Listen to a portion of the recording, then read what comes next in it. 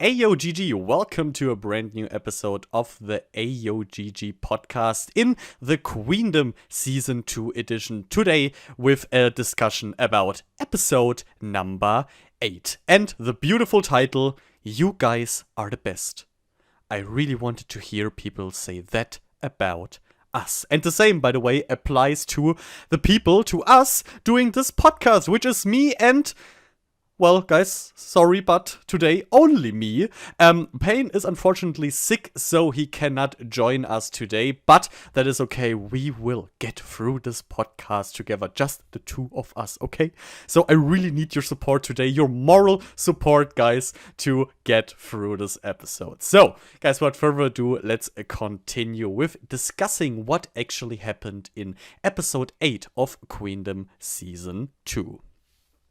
So, overall, the episode was, under the topic Fantastic Queendom, which is, if you forgot that, the fan-chosen song performances from each and every group that participates in the show. But before we came to that, we got a little flashback. A little flashback to back when Hyolyn won the cover song battles, because Hyolyn actually got a bit of a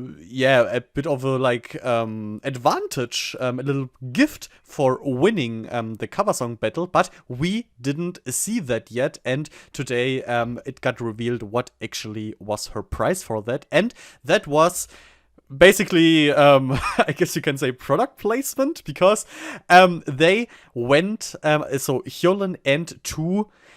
and there I'm not sure. I think somehow acquaintances of her, I guess staff members of her or dancers of her, something like this. They went into a nerdy store. In case you don't know, nerdy is like a fashion brand.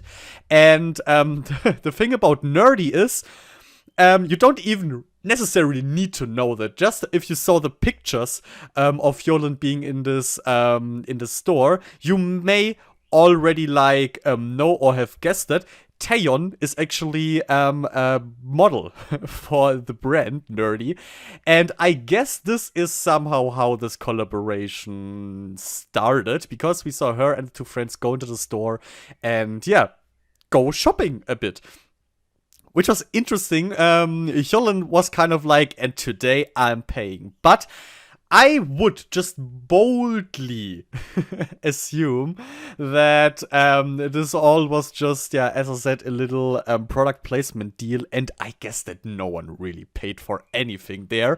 But if you know more about this, you can gladly let me know in the comments. But all of this just felt like Nerdy came to and then was like, you know what?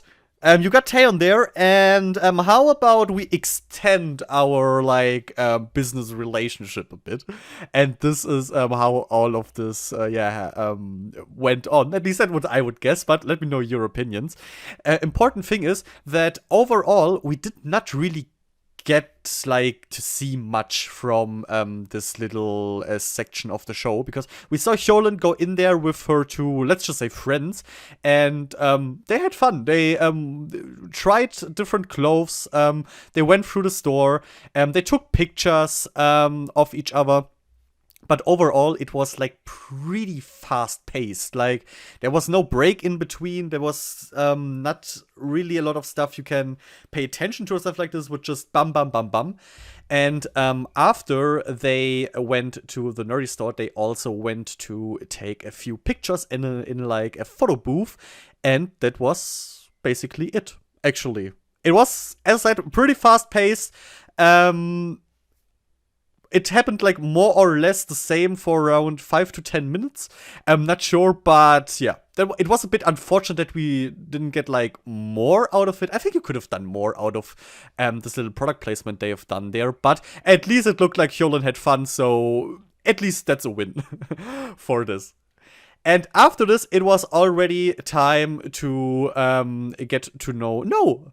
Kind of. Well, after that, it was a time to not just give Hyolyn her well-deserved gift. No, it was time to also give a bit of love back to the supporters of our competitors in the show to the fans, because the next section was completely filled with fan events from the girls to their fandoms. And we started here also with Hyolyn. And Hyolyn had a really cool event that I really have to give to her and her company. This was an amazing idea because she went busking. So basically she had a little like outdoor concert for a few probably like selected fans. And she also said that it was the first time that she went busking in 4 years, which is super cool. She was at a great location. I loved this little, I have no clue how I would call this, but this little super tiny arena, kind of, where she was in and performed for her fans. It was super cool. What pissed me off, kind of, is that we did not get to see anything about the performance. Like, as soon as she started to sing, where I was like, okay, let's get ready, let's go. And that was just like, nope, cut. And that was, like, super sad in my opinion, because I would have really loved to see this. Like, more of this and less of the nerdy product placement. That would have been amazing. But, unfortunately, this is something that actually continued throughout the performance, which was kind of sad. But, yeah, this was really something I was kind of hyped for when I saw her sitting there. I really thought, okay, we would, like, at least get, like, 1 minute of performance maybe of her there, that we wouldn't get like an entire small mini concert. That was clear, but yeah, I thought maybe we would get to see a bit more, but unfortunately we did not. After that, we jumped to LOONA, and LOONA went to a place. Tough to say what exactly this was. Like, I would guess it was some kind of cafe, a pretty cool one, I have to mention. So they had like a coffee shop event, but without fans really present there. It was only LOONA down there, and there was a wall decorated with with pictures of LOONA. And I'm not sure whether these pictures maybe were selected by LOONA fans or not, or if it was like BBC or Mnet or whoever that placed the pictures there. But it was cute, I guess. But the main event was actually not that. No, it was inside of this cafe, because when they went in, they saw a projector. A projector that was already running, and they were all sitting there checking it out, and they saw a little video which was called A Letter to LOONA from Orbit. And there I was like, okay, it's gonna get sentimental, get the tissues ready. And I was already like preparing myself mentally to cry rivers, but once again, Mnet was like, nope, not gonna give this to you, because it was just cut, and we already jumped to the next group, which was really odd, because this felt so insanely short compared to Hyolyn, even though you have to be fair here. Hyolyn's fan event part was pretty damn short too. It just felt so long, because before that she had this like nerdy corporation thing. So overall, these fan events were super, super, super short, which was unfortunate. But yeah. This is probably something we will get to see more about in the next episode of Queendom, in episode 9, but more to that than when it is time for that. So, but what I would guess is that next week, the tears gonna flow, guys. The tears are going to flow. I'm really, really curious how this video letter from Orbit to LOONA will look like, what we're actually going to see there. After this, it was Brave Girls' turn, and we saw them preparing some kind of posters, like putting stickers on it, drawing on it, and stuff like this. And the reason for that is these posters had important, like really important role, because on these posters, fans had the chance at a fan sign, if I'm not mistaken, to put post-its there and over to write on it song suggestions that the girls could then perform for the, what was the exact name? For the fantastic Queendom performances. And which song they actually would perform in the end, they decided through a little live stream they have done. We saw them decorate their room a bit and then going live and talk with their fandom. Oh god, Fearless, I think, if I'm not completely... I think it was Fearless. I'm sorry if I'm wrong, but I think I'm correct there. With Fearless, and they talked with them and tried to decide to agree on a song that they could then perform. So they always took one of the post-its from the posters that the fans have created before and then discussed whether or not this song would be a good choice for them to perform on Queendom. Which was it was a cute interaction, but here again, we didn't see much. It was pretty fast-paced, and before you could even start to understand what was happening, we were already jumping to BBG. We saw BBG sitting, I would guess, in the Big Planet Mate building somewhere, also in front of a projector, and they were just casually, just like how they're always doing, watching Queendom performances of themselves. And of course they were completely happy and overwhelmed from their own performances, as they should, honestly, as they should.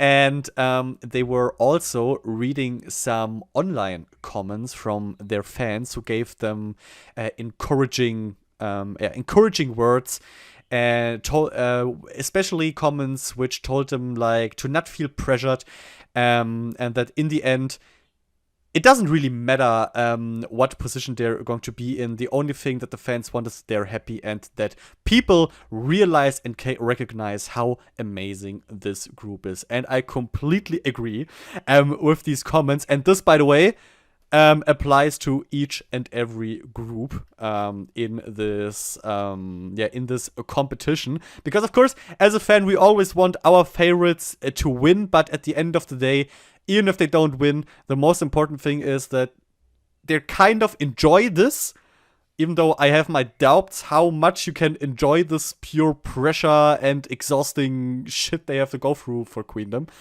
But, and at the end, they benefit from participating in the show at one way, however that way may look like. Now, after they read those comments, the girls thought about what they could do for their fans, for their little fan event, and they decided to cook for them. The three girls made some rice balls for them, multiple different kinds of rice balls, prepared lunch boxes for Nabi, and then we already cut to the next group, which was Kepler. And Kepler had the, in my opinion, most creative idea what they could do, or most creative approach, because they decided to trick their fans a bit. They went with an undercover Wadada dance school. Now, what exactly happened? Well, they casted fans, they casted Keplians who wanted to learn Wadada. So they invited them, here you can learn the dance for Wadada. So the fans came, and now the interesting thing begins.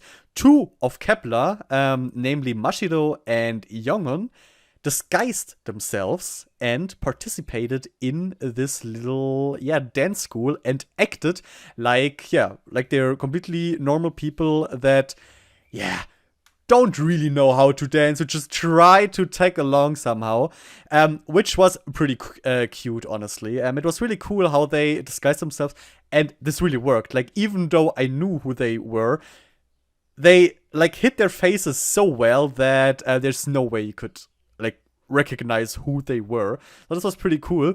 Even though Mnet tried to force a bit of drama, tension in there with a bit of maybe they will discover, maybe the fans will discover who they are. But no, there was no chance that they could do this with that kind of disguise.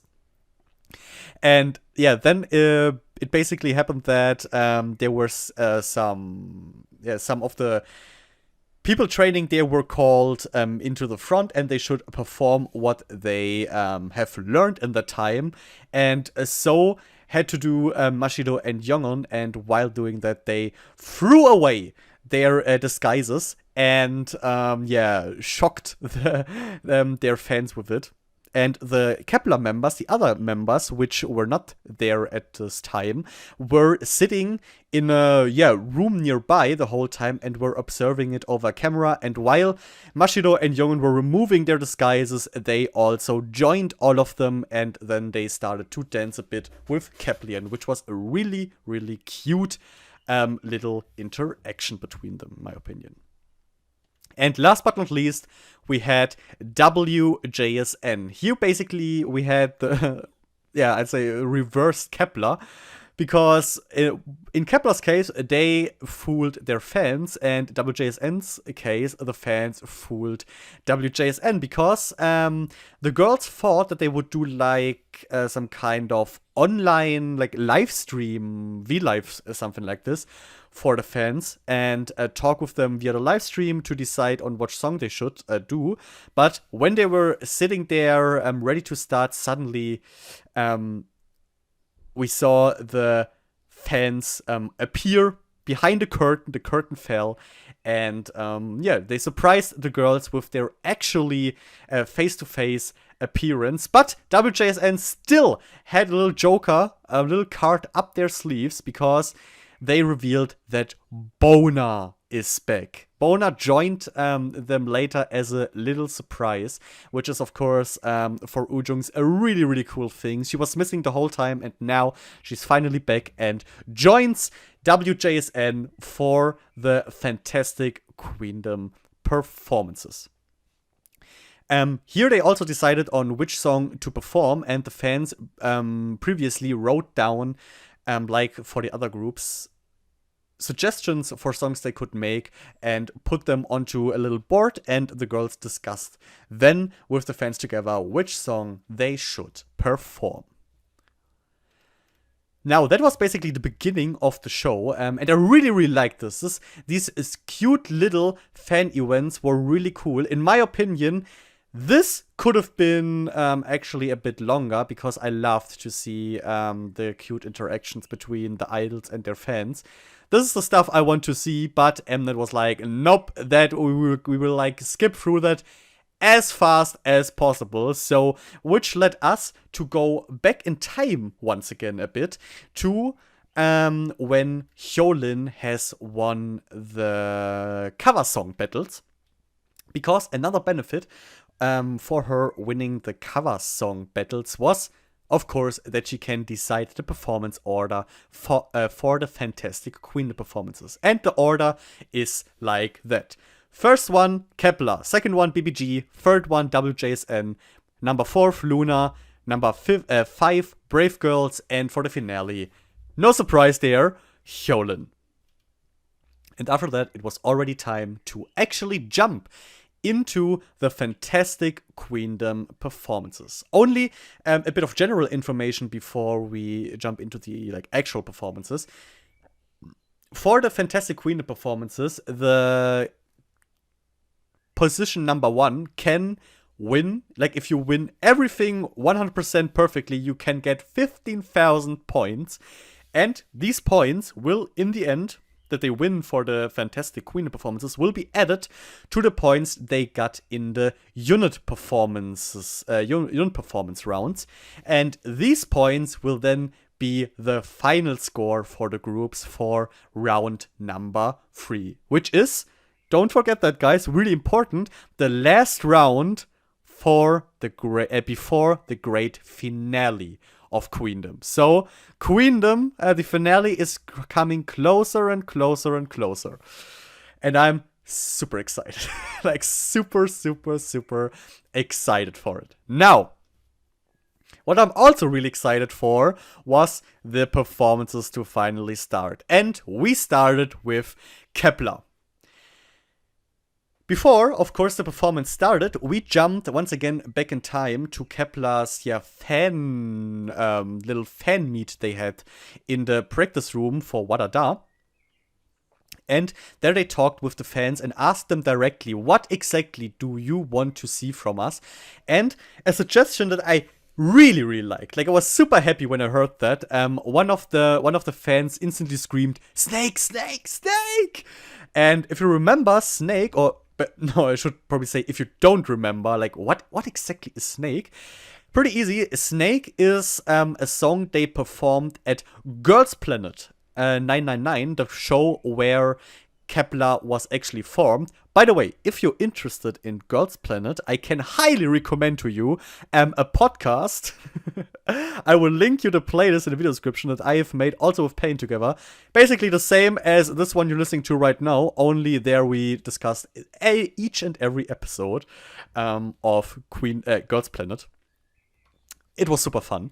And yeah, Snake was one of my absolute all-time performances they have done there. It was outstandingly amazing. And when I heard that this was a suggestion from someone, I was super hyped because I thought that would be amazing. But after the next suggestion that came up made me even happier. Because after that, someone suddenly screamed, "Genie! Genie!" Which is, of course, originally by Girls' Generation. And after someone mentioned Genie, Eugen instantly jumped in and said that that was something she has also thought about, like to perform an SNSD song, a Girls' Generation song, because, of course, Kepler has these, I think you can say by now, really like deep ties with Girls' Generation. We had Tiffany as their mentor on Girls Planet, and we have Taeyeon now as their mentor on Queendom. For a second, I forgot the name of the show. For Queendom. So she already had the idea to perform an SNSD song, and then the fans, the Keplians, started to throw around SNSD song suggestions. So in the end, the three SNSD songs they thought about doing were Genie, Mr. Mister, and The Boys. All three outstanding songs, I wanna add. Okay, maybe if you check out my channel name, you may say, okay, maybe he's a tiny bit biased. And yes, I sure as hell am when it comes to that. But yeah, that was something I was really, really happy about to see that. And that in the end, they decided on The Boys is something that made me even happier, because out of the three, yeah, it is my favorite. I'll be completely honest. But before they actually had the last discussion about which song they should perform, they had a little, emotional get-together, kind of, with Keplian. Because while they were sitting in front of them, the fans suddenly started to talk to them, to give them encouraging words. And while that happened, we also got a little voiceover by Eugen, which was also really emotional, because there we got like flashback videos to performances and stuff. And Eugen was talking about how heavy the burden is of constantly having low rankings, and how this is and how the members are slowly starting to lose confidence, which is something I can completely understand, because they're really ripping their asses off, Kepler, for each and every performance, to make great performances, and still they are always at the like lower ranks. I mean, for the young performances, they got the absolutely worst score possible, and this has to be absolutely disgusting for them. Especially, you have to remember, for this young group, like they are by far the youngest group in this competition. I know technically they had a debut before BBG, but come on, guys, we know it, okay? BBG is not a new group. So, it must be super, super difficult for Kepler to just swallow it all down and to continue each and every time with the performances without being discouraged. So I can really see how this hurts their pride. But I want to also really praise Keplian there, that they started to encourage the girls, and hopefully this gave them an energy boost.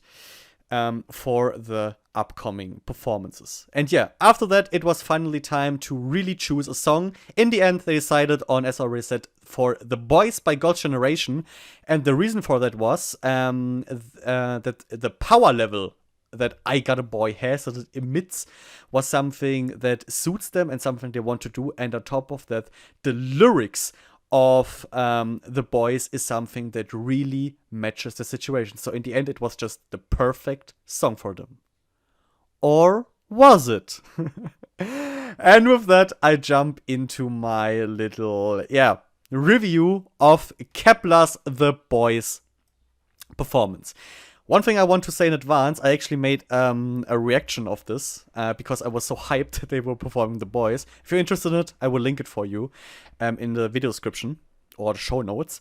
So go check it out if you're interested. When you want, if in case you want like my initial unfiltered, absolutely first reaction to this. Now, I have watched this performance quite a few times, and that should already give you kind of an idea how my overall opinion on this could be, at least. Because that I can already say in advance, I really like it. The performance of Kep1er for The Boys was, in my opinion, the absolutely best performance Kep1er's ever done. Like, from the beginning on, when they were all coming in those black robes, which, by the way, remind me so hard of the Dreamcatcher robe of the K-pop group Dreamcatcher. If you know it, you will know what I mean. Which was super cool, and the super, like, intense and dark atmosphere in the beginning when they were all walking right next to each other, which, by the way, reminded me so hard of G-Friend's Crossroad Dance, this beginning, which made me instantly smile. And yeah, it had the super intense and heavy atmosphere, like graveyardish atmosphere. Don't really know what exactly the concept is. Horror-ish in some way, I guess. But be it as it may, super cool. I love the beginning, the seriousness, the heaviness they started with. And then, of course, the big impact of the performance itself, how it continued. So, what happened? The first thing that really surprised me, but still made me really happy, was when they changed up the GG that is part of the song into Kep1er. Because why did it surprise me? I mean, I expected that they would change up the lyrics, because, well, it makes sense. But it surprised me because I have listened to the song so many times, and to suddenly not hear GG, but Kep1er was just a bit so, wow, okay, I have to get used to this. But the beginning already super impactful, and I mean, the moment they jump into like this super intense chorus, which is emitting just a really unique atmosphere. Because what I really love about this The Boys version of Kep1er is something that I criticized about the Navilera performance of WJSN. Because what we had here with Kep1er is you could still hear, okay, this is The Boys, what they're doing there. This is SNSD The Boys, but they made their own version out of it. Like, the instrumental was so different, like so hardcore different from the original, but still the melody and everything, you could hear, okay, this is The Boys, but it is Kep1er's The Boys. And this is the kind of cover that I want to have from songs. This is a cover still, in my opinion. Like what WJSN has done for Navilera, for example, as I already said, I don't really consider a cover, because if like 60% of a song is completely different than the original, it's more like a remix. But may it as it be, this was something I really liked about Kep1er's The Boys performance. Then, of course, I have to talk about the outfits. holy shit, they sent me places. These black outfits with the like jewels all over them.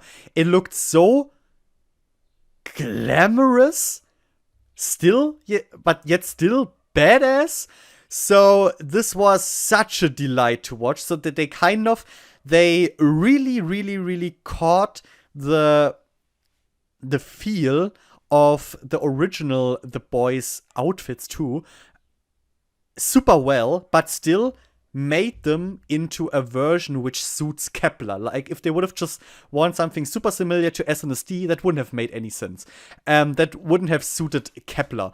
They made really a version where you're still like, okay, I see where the inspiration is coming from, but still, this is a Kepler's version, and I absolutely loved it, and I am still absolutely stunned when I am watching Kepler performing in these outfits.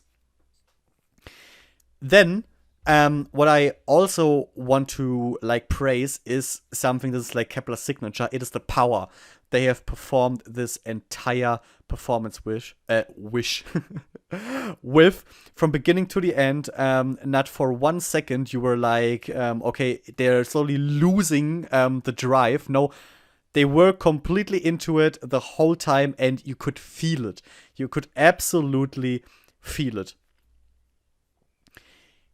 Another really interesting thing that made this entire performance more memorable was their way of playing with the stuff they had on stage, because they had multiple like stairs there that were like kind of disguised in a way with like branches and stuff like this to just match onto the, like, I guess some kind of graveyard setting, still not sure, but we had like 3 or 4 times in this performance that one member is like climbing up these stairs, and then we get a close up onto the members being there on top of all the others, and it just had a really impressive impact for me.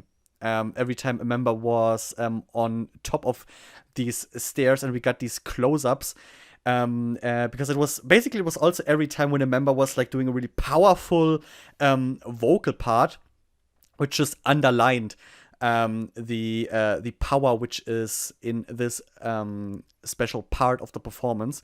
So really big props to that one. But what I realized is, when you are watching the version of the performance where you have like the camera that is far away, because as you may know, Mnet always is releasing multiple versions of these performances.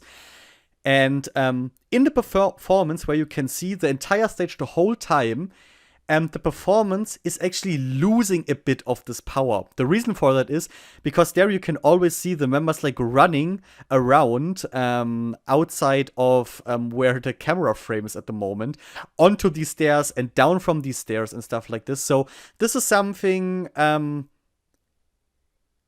I do think that this performance has a big impact if you're in the crowd, but I think the biggest impact is really when you're seeing it in front of the TV and when you don't see these little, like, I'd say kind of position adjustment parts of the performance. But even when you see them, super cool and impressive. And my favorite part of this performance, really, when they're all standing there together and suddenly these big ass wings appear in the background. This is such a cool image and left such a hardcore, intense like impact on me, because if you know The Boys, the music video, there you have also like this entire intro of SNSD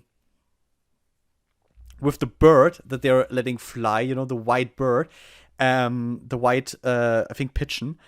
And this reminded me just so hard of this. Of course, even though I think these are supposed to be like angel wings and stuff like this, but still, I was so amazed by this idea that I was I was caught off guard and I loved it. And 2 members, by the way, I really want to point out here, just because 3 members, because they completely nailed this style. First one is Jonghyun, especially when they're doing this "girls bring the boys out" part, you know, where they're going on the ground. Jonghyun was living this part so hard, she completely nailed it. Second one, Yeso. The way she not just looked like styling wise in this outfit, but also her facial expressions every time the camera was on her completely sent me places. This is so hard. Yeso style. I like Vampire Queen. I believe it 100%. And shouting. We did not see her often, which is, by the way, something I want to criticize highly for multiple members. Same goes, for example, for Bahi or Yujin. We did not see them often. Like, almost, their screen time was almost non-existent. But when I saw shouting, like, my breath every time I was like, like, I couldn't continue to breathe because, damn, there was vampire like goddess. Do vampires have goddesses? I have no clue. Now they have. That was war. If I can, like, what do I have to do to get like a poster of please the entire group in that style? I would do a lot for this, guys. Like, Mnet, please, please, please, please give me this. And one more thing I want to talk about, which made me really, really happy, is they did not change the part in the song where they're singing "Girls' Generation make you feel the heat." And that really surprised me, because I thought they would change it, but they didn't, and that made me insanely happy. Not just because I'm a hardcore Soan, that too, I admit it, but what I liked so much about it is the meaning behind it. Because if you really clearly think about this line, when they're saying "girls' generation make you feel the heat," this may make more sense if you know what girls' generation actually means, you know? Because it makes sense for them not to change it. Back when SNSD had their debut, like in 2007, the meaning of this name, and of course until today, is that it is, the generation of girls now. Because back then, K-pop girl groups were, let's face it, they were there, but they did not really play a huge role in the industry. They were not like that present. They were not that, as sad as it is, that important for the industry in a way, you know, from a monetizing point of view.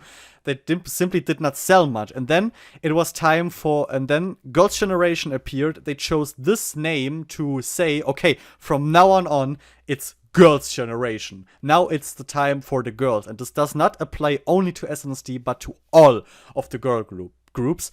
And of course, SNSD is some kind of, like door opener in this industry, like not just this industry, but also like worldwide for girl groups. And this is just something, a meaning that is deeply connected with the name. And if you take that into consideration, when Kepler is singing this "Girls' Generation," makes sense, because Girls' Generation is not just SNSD, but Girls' Generation is all girl groups. So I was so happy, and also kind of a bit like honored, honestly, that Kepler kept that in the lyrics. So thank you so much for this. And at the end, guys, I can say Kepler's performance of the boys, I loved it absolutely. I am so insanely happy about this performance. To that point that it may actually be my favorite performance of the evening. It was so cool. I'm really curious if a performance next week will be able to beat that. But until now, I really have to say, wow. Oh, and there's one more thing I want to add. I just forgot it, but this is really important, because when you are watching the normal television version of the performance, you don't see it. But in the version where you can see the entire stage, you can see it. Something I want to praise Bahi for. Because it looked like Yeso in the beginning had a bit of problems with removing her cloak. She was throwing it away, I guess, a bit too late, and it was lying on the stage, and the dancers weren't able to remove it. So it was kind of in the way of the performance, and Bahi, during her turn, when she was like leaving the stage to the left side, she took the cloak and was removing it from the stage in the like most natural way possible for this performance, which was super cool. And I really want to praise her for that, because that, of course, once again could have lead to accidents on the stage. And if Kepler does not need one more thing, then it is accidents. They had enough accidents already, because if they once again would have slipped because of something like this, I don't even want to think about how terrible that would have been for them. So yeah, mad respect to Bahi. That was really nice thinking, and really smart. Now, I jump to the group that performed actually last. You know me, guys. You know me. That is WJSN. And for their, like, pre-performance video snippets, we had them sitting together and talking about which concept they should do. And of course, once again, we had the by now famous WJSN PowerPoint presentations. And there they were talking about, okay, what kind of songs that the people requested should we do? And they also had points which the fans said that they really care about for the performance for WJSN, that they want to be like considered when thinking about the performance. And one of these things were a good and intuitive storyline, which makes sense. I mean, all of the WJSN performances until now had a storyline, so I guess the fans are kind of like a fan of that, of that concept, which I can understand. I love that too. And the next thing was that they wanted to see WJSN doing something different, like a different concept, a different style than they have shown us until now. And to do that, they finally chose to perform their song Pantomime, which is a song, I'll be completely honest, I didn't know before. It is a B-side of WJSN that I had never heard before. And that was the song they chose, and they thought that they could make this like really grand, to make it in a like Broadway musical style, which is a really nice way of thinking, in my opinion. And they wanted to do something special for the performance, and decided to send some of the members out to learn aerial aerobics. And that led to multiple really interesting scenes where we had the girls train together these aerial aerobics, and main character was basically AyoGG, because she was instantly fire and flame to be one of the members doing this. But let's just say she struggled a bit with this with these aerial aerobics, which led her to fall into a small little slump during those practices, because she saw the other members doing it with surprisingly lot ease. Like it looked surprisingly easy for them to do this, and AyoGG just had problems with executing the moves, which you could see that it was bothering her. But in the end, of course, as always, she started to get better at it, and she was able to leave the training room in a happy mood. Another main character of this little pre-performance phase was Bona, of course, because Bona was new for this performance. She this is the first Queendom performance where she is joining WJSN, and we could see that Bona obviously did not forget how to be an idol, how to dance during her long acting period, because she was actually helping her members with the choreography and the aerial aerobics. And she also mentioned that it has been really, really strange for her to see her members perform in Queendom without her. I mean, I really can imagine that this must be a strange feeling, that you are like occupied with your acting stuff and then you see your group performing there without you. That must feel strange. It really must feel strange. But she was there to finally to finally fill that empty spot in WJSN. But of course, the big question is, did she do it? Was she able to get back with a glorious bang? And that is what we're going to talk about now. WJSN's performance of Pantomime. So, first things first. I really, really like the overall performance and setting of WJSN here. This Broadway musical style they went with is such a cool concept, an amazing idea. I'm a sucker for this concept. It just has a certain, I don't even know how to say this, a certain grace to it, a certain like appeal, in my opinion. And it all started with them with these like super cool, minimalistic, almost like Michael Jackson-ish moves in the beginning. And then they were leaving behind a curtain, and then like the magic of the show started. We saw them playing with visual effects, which was super cool. Super cool. Whoever thought about these these light video plays that they've done there really needs to get a raise. That was highly creative and it worked out insanely well. For a second I was kind of like confused. I was like, how are they doing this? But of course it's pretty clear. They were at least some of them, behind these relatively transparent curtains.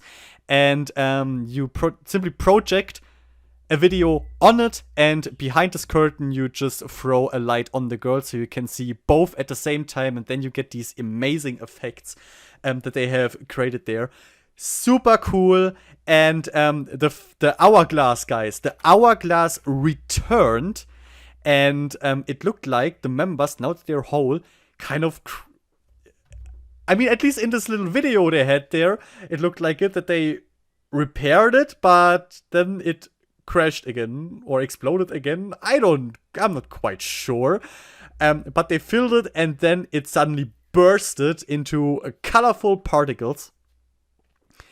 Maybe this means now they're all together and now time doesn't have meaning anymore. I don't know, but it was super cool. I really loved it. And then it was time to drop the curtain, and then the real Broadway musical has started. And yeah, what I can say is it did not lose its appeal from that point onward. From here on, it was more, yes, like a normal like performance, but it still continued this really intriguing and tight atmosphere that they had created from the beginning. So I was really and highly satisfied with these parts. They also even later on jumped onto chairs to have chair performances and chair choreographies. Also always amazing. And this, by the way, this reminded me, the entire concept and this chair performance reminded me so hard of, if you remember, G-Friend's New Year's Eve live performance from last year. Do you remember that? That because G-Friend had basically the same concept back then, and I was a hardcore fanboy of that back then too, and it did not change. It really did not change. This looked so cool. And in the end, they like accelerated the excitement level even more. The grand finale was really that. It was grand as hell. We got like firework effects, we got fog, we got all the dancers, we got more aerial aerobic acrobats, and of course we got the members doing the aerial aerobic. And it was just a huge, like, a huge, gigantic show, which was really fascinating and fun to look at. But despite all the praise, and now, guys, you can skip to the next group if you don't want to hear the criticism. The song. I have to be completely honest. I don't like the song. Like, at all. This may be the performance with the biggest gap between what I think about the performance and what I think about the song. Because the performance, really cool, amazing from beginning to the end, grand, and it drew me in, and it held me tight. But the song, on the other way, it's just complete personal opinion, but the song was like pushing me away. And because I haven't listened to the original yet. I don't know how different it is from the original Pantomime. I'm definitely going to give it a chance. But for this one, I can say, sorry, it did not get me. And this, unfortunately, also kind of like pulls down the ranking of my personal ranking for this performance. Because at the end of the day, as amazing as the performance itself is, I'm in K-pop for the music. And also I'm in performances. Yes, here the performance is just as important as the song itself, in my opinion. But a song that is the way it is, insanely important. And this one simply did not get me at all. And that led me to, unfortunately not enjoy this performance as much as I would have loved to. Because, as I said, there are just two forces in me that are like tearing on my heart. Like the side that is like, you love the performance, and the other was like, but you don't like the song. And it's like, it's really difficult. A really, really difficult spot I'm in there. Also, one thing that I would maybe criticize is, even though the ending is super grand and impressive, for me personally, it was a bit too much. Because, as I said, there was everything going on. Like, all the effects were going on. The video in the background was rotating. We had the members on the stage. We had the backup dancers on the stage. We had the acrobats in the air. And we had the members in the air, which at times struggled a bit with their air acrobatics, which is, by the way, something I don't like. I wouldn't give like negative points to, because they worked hard for it. They did really, really well. But yes, you could, of course, see it that they struggled with it at times. But still, mad respect for them doing this. I was really impressed by it. But yeah, it was overall just too much for me. Just too much. So yeah, Pantomime, really cool. But I can say that it 100% got me. Now, guys, please, before I jump to the next group, I need to drink something. Like, talking for 1 hour straight, I gotta say, I can feel the air slowly like missing inside of my lungs. Normally, I can at least enjoy and rest a bit when Payne's talking, but right now, no. We gotta just talk the whole time through, but we can do it, guys. We will power through it, especially because next up is, yes, my one and only, guys, VIVIZ. And VIVIZ, the first thing we saw of them when it was time for the pre-performance phase, was them, going shopping in some kind of store. To be completely honest, I still did not fully understand what kind of shop that was. Because there were different scents, there were shampoos, there were like lotions and stuff, I guess.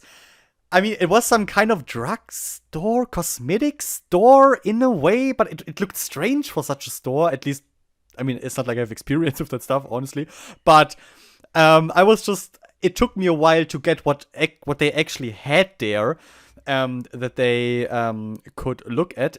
But in the end, they grabbed multiple, different things from there to put it into, doggy bags that they could hand out to Nabi, in addition to the food that they have already prepared prior to this. And after they went shopping to fill the doggy bags, they went to the actual event location, which was a really nice looking cafe. You can't imagine the jealousy I felt for each and every Nabi that entered this shop and saw the three of them standing behind the counter and giving them these the food and the doggy bags. I mean, just the fact alone, standing in front of them, holy shit. Oh, I would collapse probably. But yeah, that was really cool, and I was jealous as hell. But they got the food and the doggy bags, and they were sitting down and were happily munching the rice balls that BBG had created for them. And after that, of course, it was time for some emotional talk between BBG and Nabi. And this emotional talk segment was most of the time Nabi basically stating their feelings and giving encouraging words to BBG. And it is just a topic that arises often, especially when you're talking with fans, about the last year. Because, of course, this was also a topic, how difficult it must have been for the girls and how difficult it was for the fans. But they once again constantly thanked BBG for not giving up, for coming back, to giving us, to continue to give us love, to not like give up on their dream and on our love, but to continue to deliver content for us, and that they continue pursuing their and our dream, because of course BBG is our dream. And another really nice thing that happened there is Unha, who said that, or promised us that they will never make us wait like that again. That, I mean, of course, this is something you can't control, but still, the gesture that she said that is really nice, and for a fan, it's warming our heart. It's warming our old, cold hearts. But after this, right after this, we saw the girls deciding on sitting in the BPM building and deciding on the song they should perform. And the fans requested multiple B-sides actually of BBG. And I really have to say, if they would have performed one B-side, I would have voted so hard for Tweet Tweet. Like, to see a live performance of Tweet Tweet in a Queendom version, oh my god, it would have been so sick. But majority of Nabi said we would love to see Bop from you. And that is also what the girls have then decided on to perform. And after this, if you thought, okay, after the meeting with the fans, that was enough of a walk down the memory lane, oh boy, it got much worse. Because we saw the girls in the dance practice studio, and dancing the choreo of Bop. And now you may know, they trained in a studio and Bop. So what is the memory lane you're talking about? Well, it is the studio they have been in because I saw, while watching this, um, I remembered a tweet I saw, and when I saw this, I was like, that can't be true. But after seeing it again, like with my own eyes on the show, I looked up pictures from the past, and yes, it really looks like this dance practice studio is an old studio G-Friend had already practiced in, like an old source music practice room. And this completely threw me off guard. When I saw this, I was like, that can't be true. Like, what the hell happened? I don't have more information on this, guys. If you have more, please let me know. Like, was this just rented? Is this just rented for this Queendom thing? Or is this like, was this bought by BPM? Or what happened there? Like, how did they end up in this practice room of formerly source music? I was completely thrown, caught off guard by that. But it made me kind of like nostalgic and happy and sad and everything at the same time. But what made me really happy and proud again is to see that while practicing the choreography, the girls and especially Chinbi have made a lot of like suggestions to the choreographer and told them how they would think that the choreo should be and gave new input and so on and so on and so on to make sure that it's a performance and they feel like is worth actually performing. And it just felt good to see all of them being so patiently about it. And another thing that really was warming my heart is when they implemented a kick into the choreo. And the first thing I thought when I saw the kick, I instantly had to think back of Margot and so on, obviously. But then, of course, in the show, they also showed another clip where G-Friend is kicking around. We saw them, of course, from their debut song, Glass Beat. They also had these kicking moves, and what was really cute to see is that they were like, all right, let's implement this. They did the kick, and the choreographer instantly said, oh my god, your kicks up perfect angle, and you could see like the girls were instantly like okay, yeah. Like they were instantly super proud of themselves, super happy to hear this praise. And what you could simply could see there once again is just BBG proving their like the what people always have said about G-Friend, like the knife-like choreography. G-Friend just has always had these moves completely 100% in sync because of their hard training, and it looked like in this moment the muscle memory just hardcore kicked in. And well, they executed the kicks perfectly in the perfect angles at the same time in full sync, and that was just super cool to see. And they added more cheerleading parts into the choreography, and especially the like part from the beginning we saw when they get like tossed up in the air. We saw them train these moves, and it was really adorable. Like, especially Una, she was so scared up there. But they did it. It looked like they learned it relatively fast, actually.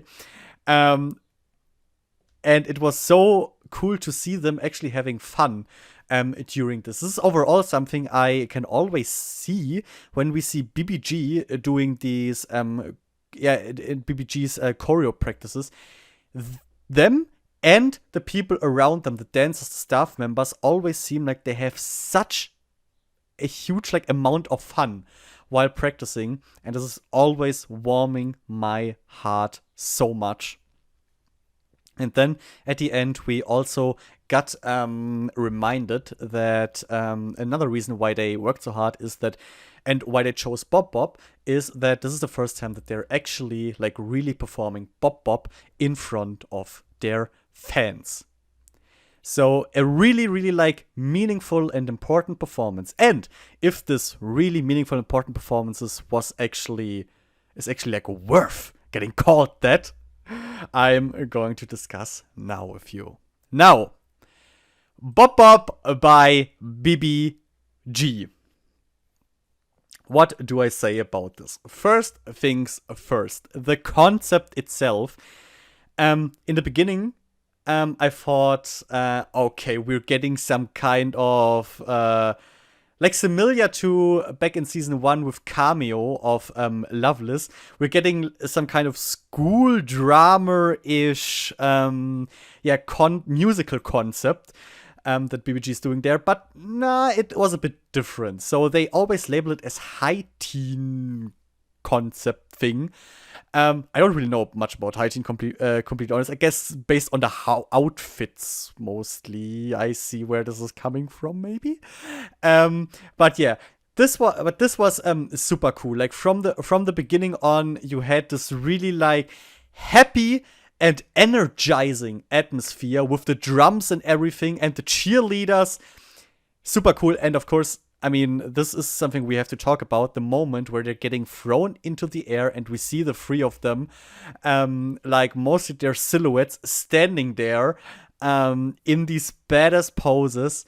So cool. So cool. And the way they're like circling into the air, like screws, they're circling in the air and standing there perfectly. Like, they also say that after they leave the stage, they executed this move perfectly, like absolutely perfectly. I was so impressed.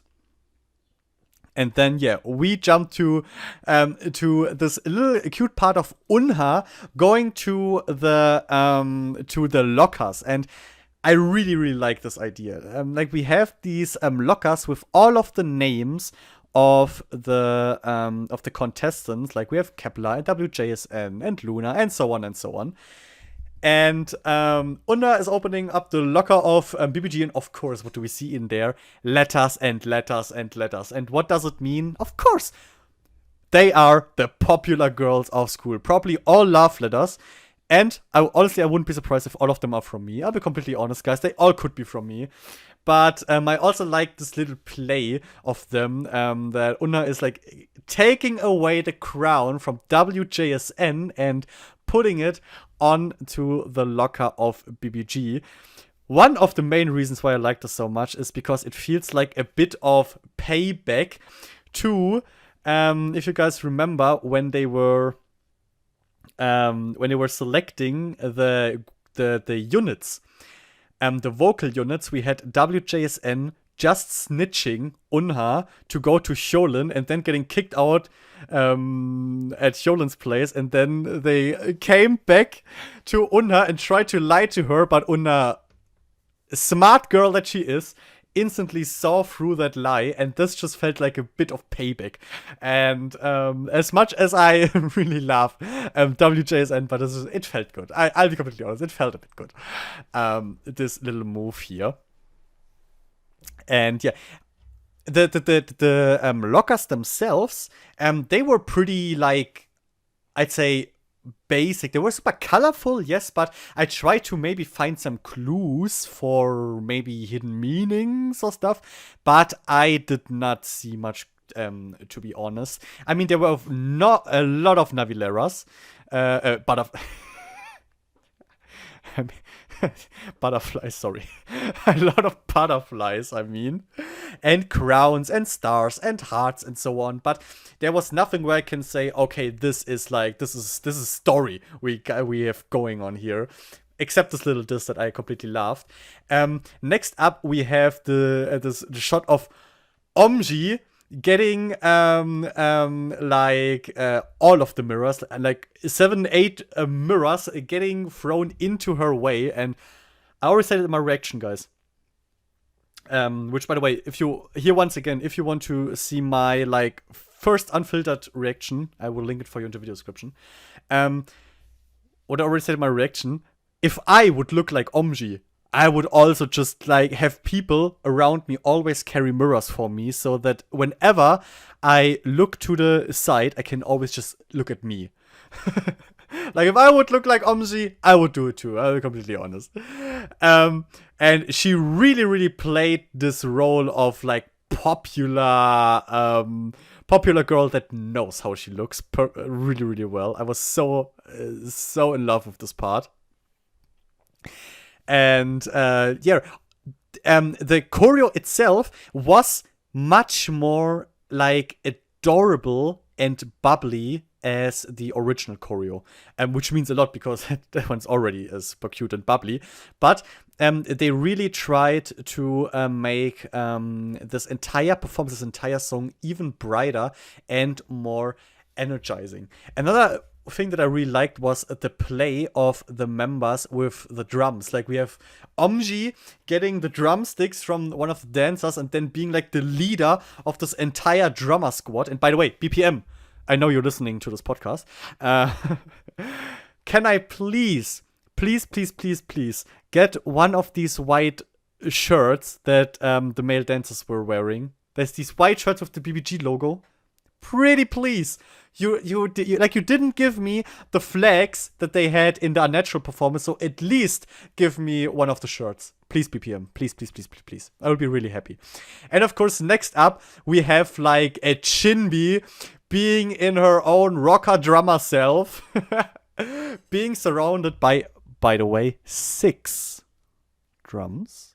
Just saying 6, not saying the number means anything, just stating that that's 6. And you're standing in the middle.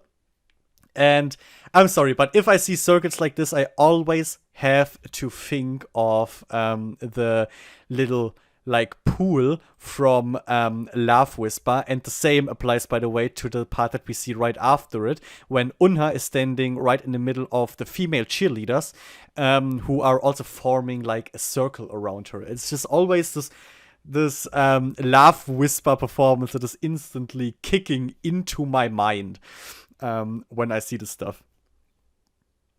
What else? Yeah. Also, another thing that I want are these super cool cards that the cheerleaders were often holding up with the like Nabi logo on it. That also is also a thing I want. And what I really liked, and sorry, I have to take another G-Friend reference here. In the background, we see on the tables "Go BBG." And when I read the "Go," my mind instantly wandered to Go G-Friend. You remember the concert of G-Friend, Go G-Friend? Oh my god. Oh, I'm sorry guys, but it just happens. I can't help it. I also wish that I would just live in the here and now, but it's not possible for me. I see that stuff and my mind is just screaming at me. By the way, what was also screaming at me was the dance break, I mean, which happened after this. And the dance practice is something that kind of fooled me, because in the teaser for this episode, we saw a part of the dance practice. God damn it, dance break. How do I say practice? In the dance break, and when I saw this was this super hard electronic like EDM drop. I'll be honest, completely scared of this performance. I thought like, oh no. If this is going to be how the entire performance is going to be, this could be the first performance of BBG that I'm not going to enjoy at all. And I'll be honest, if this would have been the entire performance, it would have been like this. But, of course, BBG heard that and basically came to me and spit me in the face and hit me in the face with every right, honestly, because once again they were like, never dare to doubt us in any way, because not just did we get this super cool performance around this dance break, no, the dance break itself was also really, really fun and impressive, because first we have all 3 of them dancing together. And then, of course, the hard drop is starting.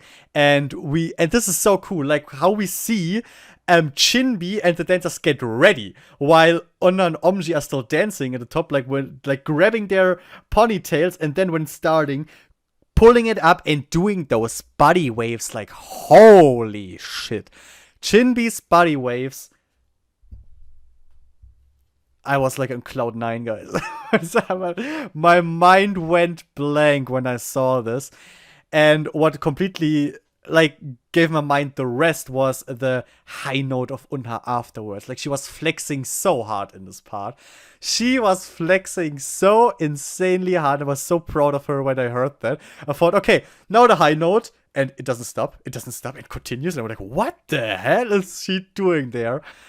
So cool, so happy. Then the kick right into my face because I deserve it. And yeah, what I can say is just from beginning to the end, I'm highly, highly, highly satisfied with this performance. I laughed, and this is also something Chinbi said. She said that this is the performance they enjoyed doing the most, where they had the most fun. And I can really see that, because also during the like regular little dance break of Bop Bop, they were so adorable. Like, they were smiling so much. They were dancing seriously, but at the same time goofing around a bit, you know, just enjoying the moment, being happy. And this really, really, really was like warming my heart when I saw this.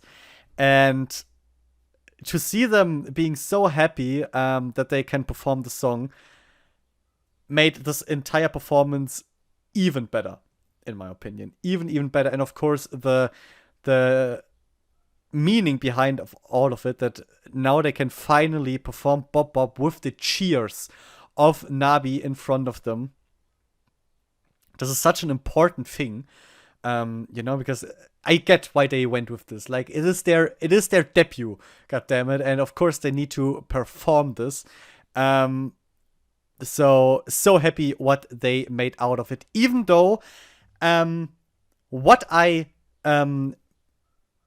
may criticize about this performance is that I wouldn't have mind if they would have like changed up the sound of Bop Bop a bit more. Not because I mean, I adore Bop Bop. Don't get me wrong. Maybe my song of the year. But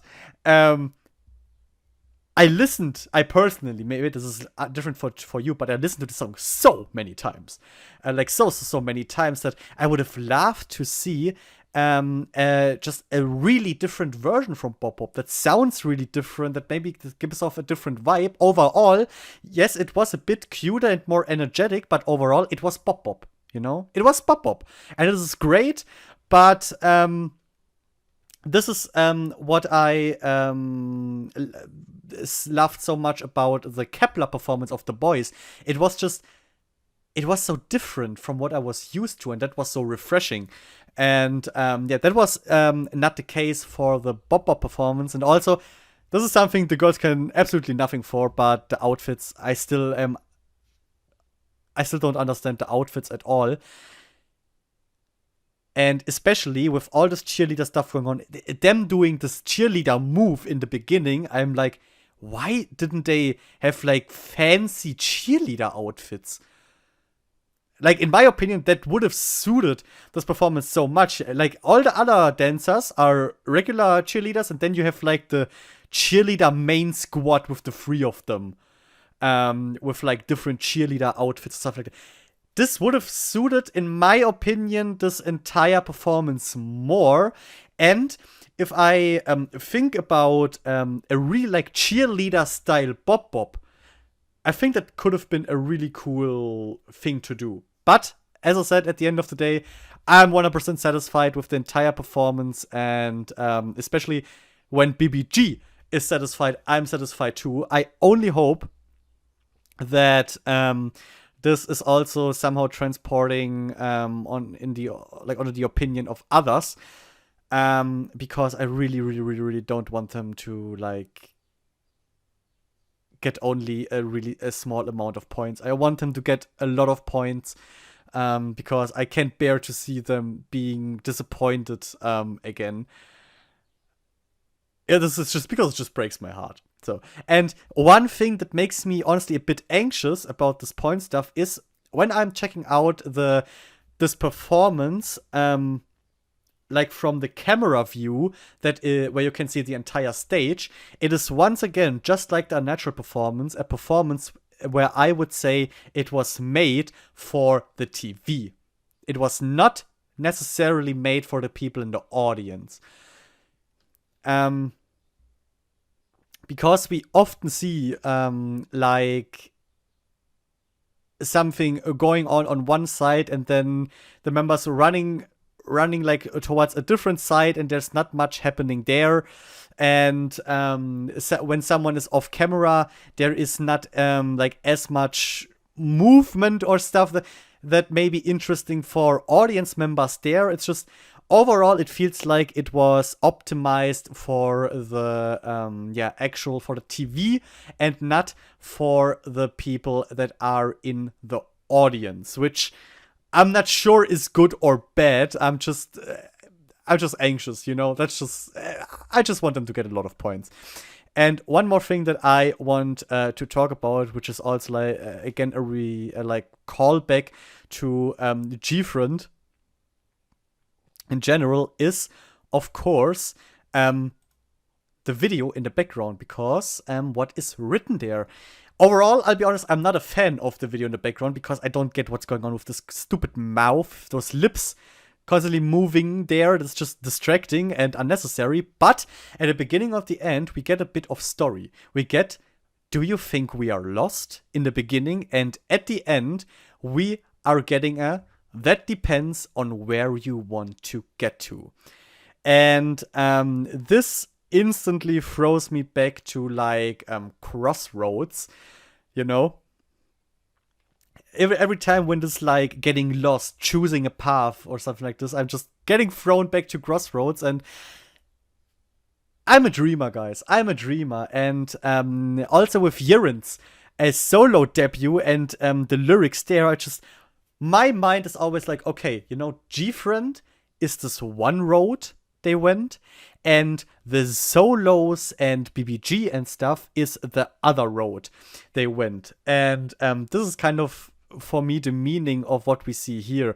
Like people telling them maybe that they are lost, but then you have this like, no, we are not lost because we are there where we wanted to get. Maybe you wanted us to go a different direction, then maybe from your point of view we are lost, but from our point of view we are not. And this is just, I really like this message behind it.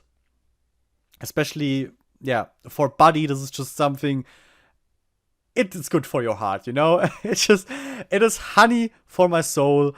And I just love these little snippets that make it feel like the G-Friend storyline is still going strong. And for me, it continues, and which means for me that I have to dig into this, and I'm gonna work on stuff, guys. Just wait and see. I'm going to work on stuff. And yeah, that was basically it with the performances of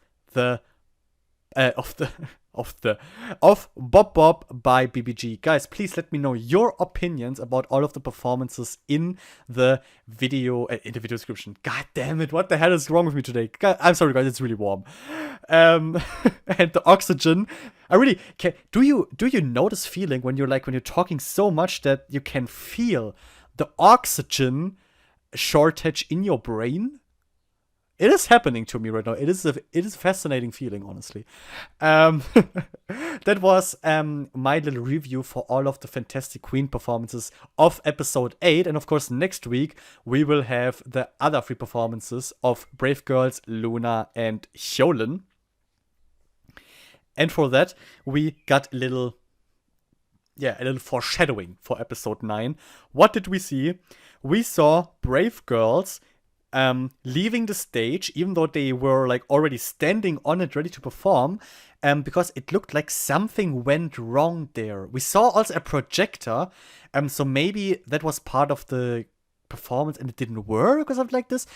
They looked pretty sad. That now it is not clear if it was just editing or if it is really like connected with each other. But it could be that something happened that kind of either impacted the performance in a negative way during performance, or that they had to like regroup for the performance. A bit like in the first round, if you remember, with Hyolyn, where her heel broke.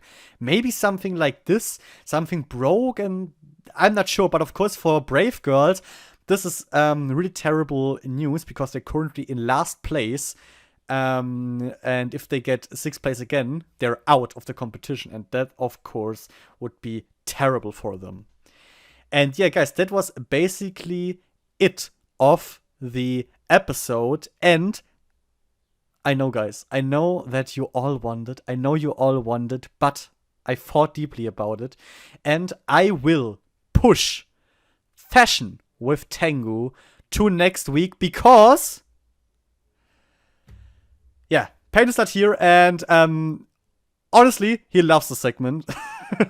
And I don't want to take it away from him. I don't think that Tay will have a different outfit next week, so we will just talk about the outfit she wore for the fantastic Queendom performances next week with him, so he doesn't feel too bad. The fact that he can be part of this discussion about the performance is worth enough, because he can't currently tell you how much he liked the WJSN performance, so you just have my insanely negative point of view there. No, but I really hope that all of you also got the positive parts that I said about the performance. It's really important for me, guys. So, with that, guys, I want to conclude today's episode. Please, please, please let me know your opinions to all of the performances and to the entire episode in the comments below. And I hope you enjoyed this little monologue episode of me. I hope you were still able to get a good grasp of the performances, even though you only got to hear one opinion. But that makes it even more important, guys, that you are letting us know your opinions about all of this. Okay? Now, guys, thank you so much for your attention. I hope I see you next Tuesday to the next episode of AyoGG, the AO podcast, for episode 9 of Queendom Season 2. So thank you for your attention and bye!